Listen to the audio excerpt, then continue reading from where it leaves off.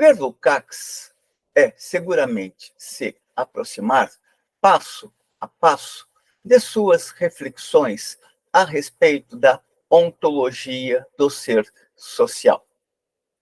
No entanto, Lukács é importante também em razão da série de questões que coloca ou de investigações que apresenta e que podem contribuir para problematizar questões do mundo contemporâneo, ou seja, a nossa vida cotidiana de hoje. Uma dessas situações é que se encontra, por exemplo, em seu texto, As Contradições do Progresso e a Literatura, texto que está contido na edição dos Escritos de Moscou, publicado na França e também em espanhol. Não existe uma edição em português do referido livro. Aqui seguiremos a edição francesa, onde Lukács procura discutir o que é que faz de um escritor um grande escritor realista. Quais são os comportamentos individuais que aproximam cada vez mais os escritores do estatuto de escritor realista. Este texto foi publicado, ou este conjunto de textos, foi publicado na França pelas Edições Sociais em 1978.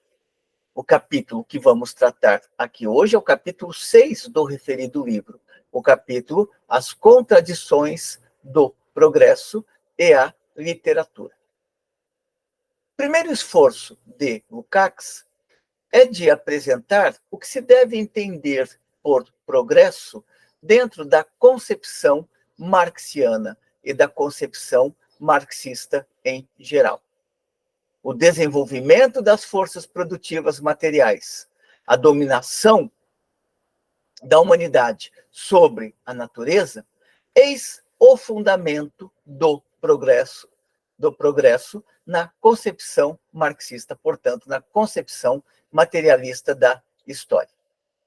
Lukács vai observar que as diferentes formações sociais realizaram este progresso de maneiras distintas e bastante contraditórias. A dominação exercida sobre a natureza, por exemplo, conduziu à dominação dos homens sobre os homens. Portanto, naqueles estágios onde as forças produtivas ainda eram pouco desenvolvidas, existia uma relação de igualdade social entre os membros que compunham determinados coletivos. Com o desenvolvimento das forças produtivas, criou-se a possibilidade, pela primeira vez na história, da instauração de uma estrutura de classes, como é o caso da escravidão. Portanto, a escravidão não brotou da carência material, e sim da necessidade de atender, historicamente, à produção de excedente e à comercialização do excedente. Este é um desenvolvimento contraditório que encontramos no interior da história. As diferentes formações sociais realizaram esse progresso de maneira contraditória. A dominação exercida sobre a natureza conduziu à dominação dos homens sobre os homens, à exploração e à opressão. Somente com a vitória do socialismo, observa Lukács, esta contradição que envolve o progresso pode ser superada, pode ser abolida. E isto porque o socialismo, ele restabeleceria o controle social das riquezas por parte dos próprios produtores das riquezas. Lukács observa que o capitalismo não é progressista senão na medida em que ele cria condições materiais prelimináveis para a sua própria superação. Aqui ele está colado à leitura de Marx no Manifesto, onde Marx aponta que o capitalismo desempenhou na história um papel essencialmente revolucionário. Ou o capital, ele tem uma faceta revolucionária no interior da história. É aquele momento no qual a burguesia solapa as estruturas arcaicas anteriores, desenvolve as forças produtivas e cria, com isto, a base possível para a existência da sociedade socialista comunista. Daí a afirmação de que o capitalismo é progressista na medida em que ele cria as condições materiais, na medida em que, e só na medida em que, bom ressaltar isso, só na medida em que cria as condições materiais preliminares para a sua própria superação. É a luta contra ele que se torna o verdadeiro elemento do progresso. É a luta contra ele que é o verdadeiro elemento do progresso. A exploração por meio da mais-valia relativa será o grande elemento distintivo da sociedade capitalista em relação às formas de exploração anteriores.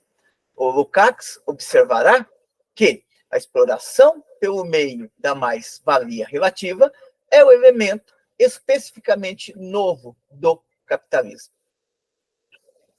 O processo de desenvolvimento capitalista, ele vai produzir tanto os críticos desta sociedade, como também aqueles que procuraram mistificar o que são as relações sociais capitalistas. É a partir deste binômio, mas não apenas de um binômio, a partir desta relação dialética que vai sendo produzida no interior da própria sociedade capitalista, que Lukács procurará caracterizar o que são os ideólogos progressistas em relação àqueles que estão dentro do grupo dos conservadores ou reacionários. Dirá Lukács, são progressistas os ideólogos que ensaiam de cavar profundamente e honestamente as questões centrais do capitalismo, cuja solução completa e adequada está contida na teoria marxiana e só podem ser resolvidas no âmbito da dialética marxiana ou das investigações que se apropriem da dialética marxiana. Portanto, não tem como explicar a sociedade de classes burguesa fora do terreno da concepção materialista da história e, sobretudo, fora de uma análise dialética da estrutura da vida social, tanto da sua emergência como do seu desenvolvimento e transformação. Cada ideólogo importante, prossegue Lukács, cada ideólogo importante e cada grande escritor deste período de ascensão e de declínio do pensamento burguês tendem conscientemente ou inconscientemente para a constatação de determinadas verdades. É importante observar que, para Lukács, existe um período de ascensão do pensamento burguês e um pensamento de declínio do pensamento burguês, a decadência ideológica do pensamento burguês. O período de ascensão é aquele no qual ideólogos comprometidos com a sociedade burguesa efetivamente procuram compreender o que é a estrutura daquela sociedade que está emergindo. Este é o caso, por exemplo, de Adam Smith e Davi Ricardo. No entanto, com a entrada do proletariado em cena, a partir, sobretudo, de 1848, o pensamento burguês dá cada vez mais passos para trás, e aquilo que era esforço de descoberta passa a ser orientado pelo esforço de mistificação das estruturas sociais. Lembremos, por exemplo, os esforços contínuos de ideólogos burgueses em abandonar a do valor de Marx e a substituir pela teoria do valor-utilidade. Cada ideólogo importante e cada grande escrivão tendem conscientemente ou inconscientemente para as verdades que estão presentes na estrutura social. Sua importância e sua grandeza dependem da distância que estes ideólogos tomam e dos engajamentos que eles estabelecem e os compromissos que apontam em direção a uma libertação da humanidade, qualquer que seja o caráter fragmentário das ideias que estes escritores coloquem em seus, quer eles possam ser prejudicados ou não por essas ideias. Peguemos a passagem de Lukács na sua integralidade. São progressistas os ideólogos que ensaiam de cavar profundamente e honestamente estas questões centrais do capitalismo, cuja solução completa e adequada está contida no marxismo e apenas nele. Mas cada ideólogo importante e cada grande escritor deste período, da fase de ascensão do pensamento burguês, tendem, conscientemente ou inconscientemente, para estas verdades. Sua importância e sua grandeza dependem da distância que eles percorreram uma vez engajados sobre esta via de libertação da humanidade, qualquer que seja o caráter fragmentário de seu conhecimento, quaisquer que possam ter sido os pré-julgamentos e as ideias falsas das quais eles se encarregaram. Ou seja, podem ter cometido equívocos, mas cometeram equívocos dentro da honestidade do pensamento, ou seja, eles viram aquela realidade dentro dos limites possíveis de se enxergar aquela determinada realidade. Para Lukács, a Revolução Francesa representou um grande marco na história da humanidade. Inicialmente, ela criou as ilusões de que a humanidade caminhava efetivamente para a sua liberdade efetiva. No entanto, a Revolução Francesa, ela se teve por grande mérito superar a feudalidade, não realizou, contudo, aquele reino da liberdade coletiva. Ela realizou apenas o reino dos interesses da sociedade burguesa. As revoluções burguesas que se seguiram à Revolução Francesa puderam, neste sentido, menos ainda se apresentar com caráter universalizante, uma vez que as revoluções posteriores à Revolução Francesa já se deparavam com a presença de um proletariado organizado e que, portanto, estava menos propenso a ficar seduzido aos ideais burgueses. Daí, Lukács afirmar que as revoluções burguesas que vieram na sequência à Revolução Francesa tomarão, por conseguinte, um caráter novo.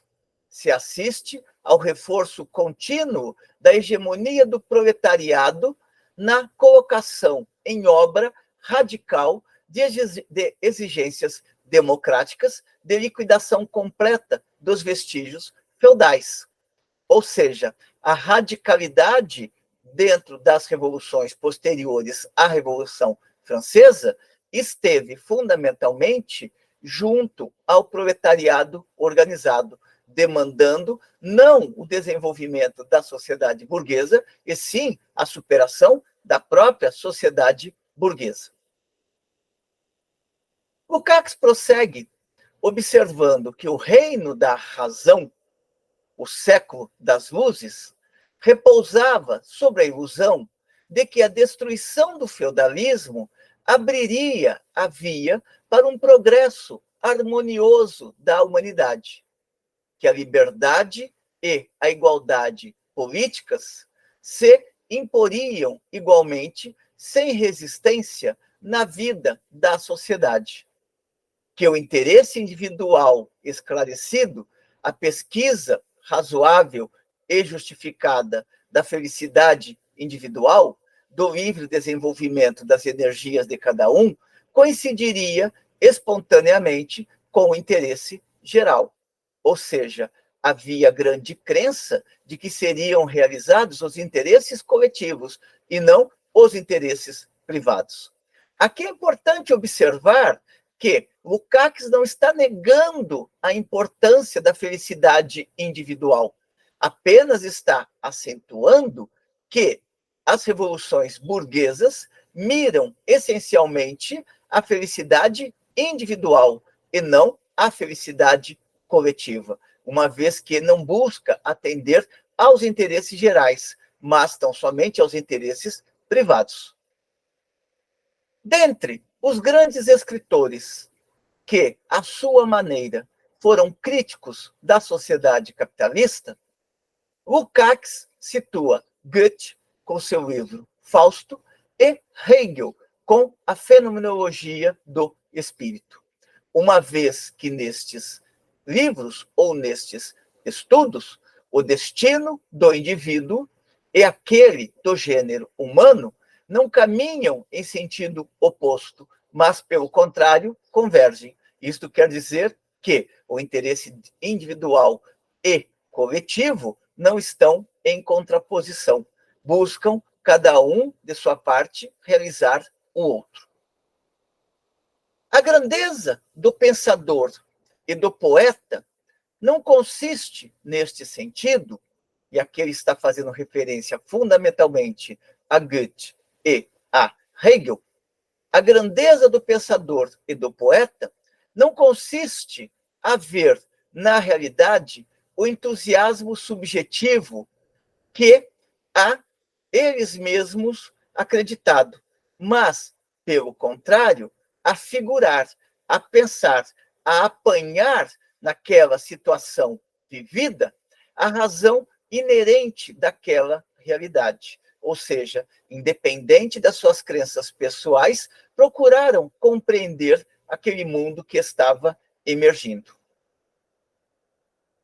Para Goethe e para Hegel, observa Lukács, é na unidade do desenvolvimento global que residia a resolução das contradições tomadas uma a uma. É dentro do destino da espécie que residia aquele destino dos indivíduos. Portanto, a espécie e os indivíduos não estão contrapostos, ou não estavam contrapostos, ou não deveriam também estar contrapostos. Mas a perspectiva final desta via não pode, para eles, se dissolver, não pode, para eles, senão dissolver aquelas, não pode, senão se dissolver diante das ilusões produzidas por aquela própria realidade. Mas a perspectiva final desta via não pode, para eles, senão se dissolver nas ilusões utopistas e idealistas daquele período. Apesar disto, suas obras foram verdadeiramente importantes, uma vez que procuraram refletir corretamente a realidade existente, no lugar de construir artificialmente, através de exemplos, uma realidade totalmente para além do existente. Portanto, criar utopias ou então mistificações a respeito daquela realidade. Embora a arte forneça as suas contribuições para a compreensão da realidade, Lukács vai entender que a arte não substitui a ciência. E a ciência vai tratar a realidade de maneiras totalmente distintas ao se apropriar das categorias. Lukács cita como um exemplo de análise científica da realidade capitalista o Manifesto Comunista, uma vez que este fornecia uma crítica completa de todas as correntes pré-marxistas do socialismo. No manifesto, Marx constata a mistura contraditória que havia nos socialistas daquele período entre progressismo e reação. A maior parte daqueles socialistas estava imerso nestas confusões. Um dos exemplos é o do socialismo feudal.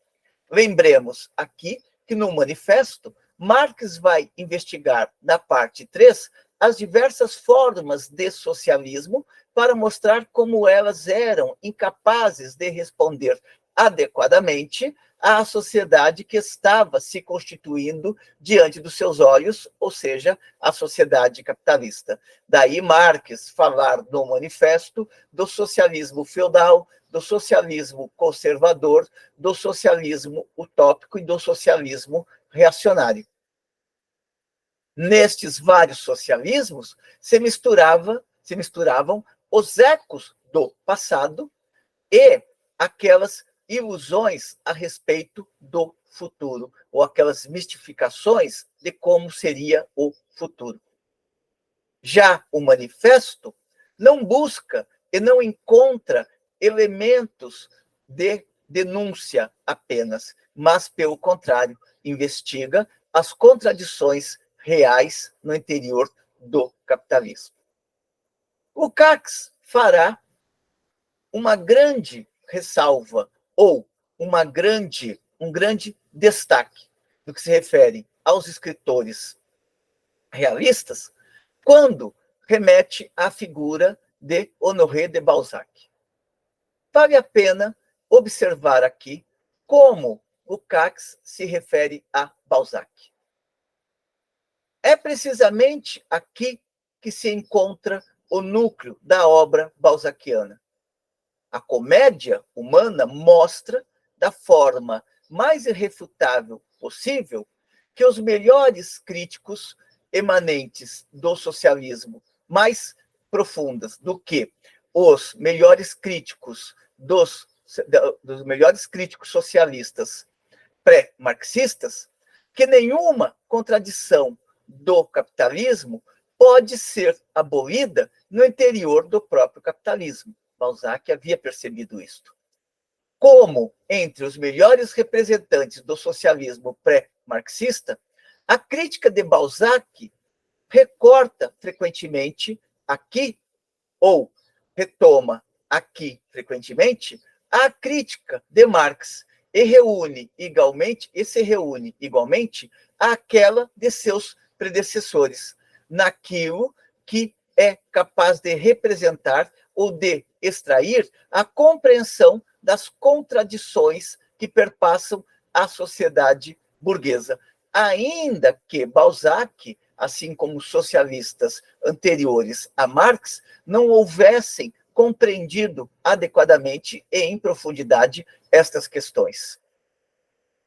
Observe-se, por exemplo, a profunda raiva que Balzac prova e que lhe rende, por sua vez, uma certa clarividência a respeito do capitalismo e a fonte que é a fonte de sua grandeza como escritor. Ou seja, Balzac fez a crítica ao capitalismo da maneira que era possível fazer no interior da literatura, mas é somente a ciência que é capaz de estabelecer uma crítica radical, efetiva, dos limites do capitalismo e da necessidade da sua superação. Para Lukács, todo homem porta nele certas possibilidades progressistas, em particular a atitude à crítica. Mas, ao mesmo tempo, cada homem traz dentro de si as possibilidades reacionárias as mais variadas, filosoficamente e politicamente. Consegue escapar destes limites na leitura de Lukács o proletariado moderno, que busca ou que buscaria uma leitura da totalidade e a compreensão das contradições que perpassavam aquela totalidade, portanto, a realidade do capital. Nisto, em última análise, é isto que, em última análise, decide a orientação que toma um homem determinado de forma tão contraditória. É a interação bastante complicada entre a base concreta sócio-histórica de sua existência e suas disposições individuais.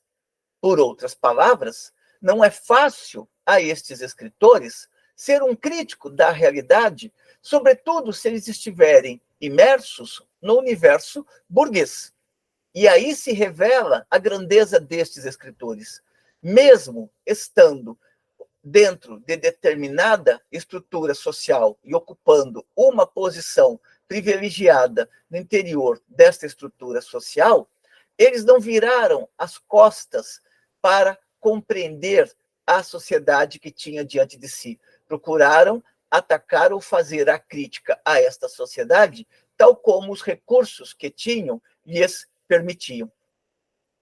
Portanto, aqui é necessário observar a relação que se estabelece entre o indivíduo, as condições objetivas e como estes indivíduos enfrentarão e refletirão sobre as condições objetivas que têm diante de si.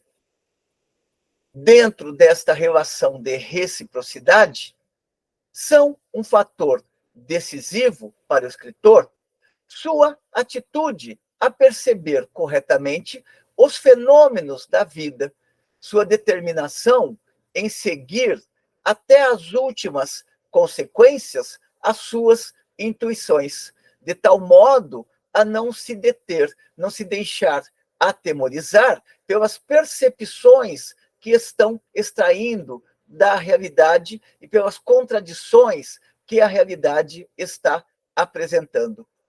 Isto faz a grandeza destes escritores, enfrentarem os problemas que observam de frente, tentando respondê-los, ainda que no plano da literatura, por exemplo, através da forma romanesca, um dos estilos produzidos pelo pensamento burguês.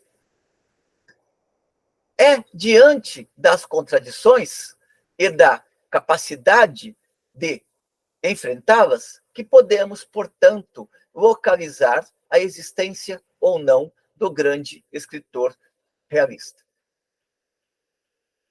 Prossegue Lukács observando que, quanto a saber se, mesmo com as condições pessoais as mais favoráveis, aquelas ilusões importarão ou não a obra destes autores para a nostalgia, para o passado, isto depende, sobretudo, da corrente social da qual vai se municiar o escritor. Ou seja, como é que os ventos da mudança serão absorvidos por ele. Quer ele tenha consciência ou não disto. Aqui o Lukács está procurando destacar o seguinte, que o que faz um escritor realista não é necessariamente ele abordar as contradições conscientemente.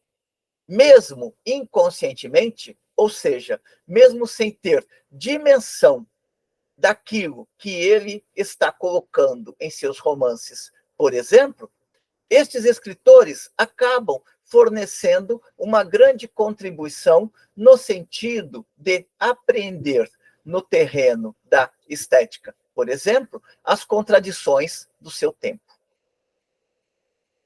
É importante sempre observar que Lukács não descarta o papel da subjetividade neste processo.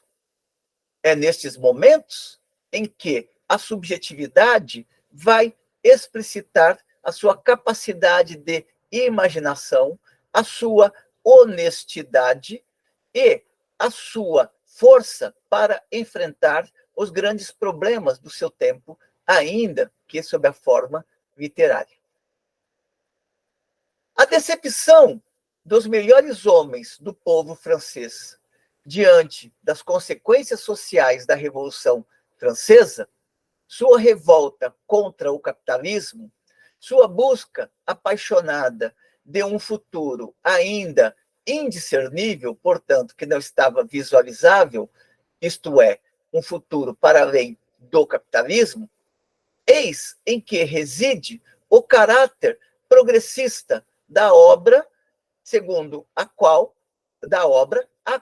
Balzac consagrou a sua vida. A razão, observa Lukács, não aparece sempre de uma forma razoável, ou seja, nem sempre é o domínio do consciente que vai conduzir à ação. Observa ele que o importante é reconhecer como que estes escritores eles procuraram se apossar do mundo novo que estavam vendo, para além da posição e da situação de classe que ocupavam e das pressões sociais que sofriam. O elemento progressista em escritores como Balzac pode ser observado também em Tolstói. Nestes escritores, aparece sempre de forma viva a necessidade de olhar de frente para a realidade que estava emergindo, independente das críticas que poderiam sofrer. Estes escritores se alinham, neste sentido, naquilo que se poderia chamar de escritores progressistas. São eles que apontam para a vitória do realismo, a vitória da verdade da vida sobre os pré-julgamentos ou as pré-noções ou os preconceitos que poderiam estar presentes nesses próprios escritores. Lukács observa que todo esse processo não é linear. Ele comporta avanços e recuos, de tal modo que escritores progressistas necessariamente não serão sempre progressistas, assim como escritores inicialmente conservadores necessariamente não serão eternamente conservadores. Mas é sempre necessário olhar como que aqueles escritores que procuraram enfrentar o capitalismo de frente contribuíram decisivamente para a constituição de uma literatura que Lukács chama de realismo na literatura. Com estes elementos, Lukács conclui este pequeno texto que tem por título geral as contradições do progresso e da literatura. Espero que tenham gostado da discussão. No caso aqui, tive que ir retomando as passagens diretamente do francês, daí, muitas vezes, a retomada da própria redação do texto. Espero que tenham gostado da discussão. Como sempre, encaminhe as suas considerações positivas ou negativas e continuemos aqui resgatando estas contribuições que podem nos conduzir à elaboração de pensamento crítico e à compreensão crítica desta realidade na qual nós vivemos. Até uma próxima.